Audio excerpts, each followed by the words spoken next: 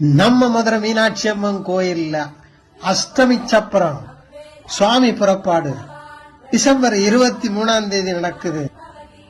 அன்னைக்கு அதிகாலை 5 மணிக்கு கோயில இருந்து அம்மனும் சுவாமியும் புறப்பாடாகி யானைக்கல்லு, வடக்கு வெளிவீதி, கீழே வெளிவீதி, தெற்கு வெளிவீதி, திருப்பரங்குன்றம் ரோடு வழியா மேல வெளிவீதி, குர்செட் தெரு, நாயக்க பூத்தரு, வக்கீல் பூத்தரு, கீழமாசி வீதி வழியா கோயில வந்து அடையும்.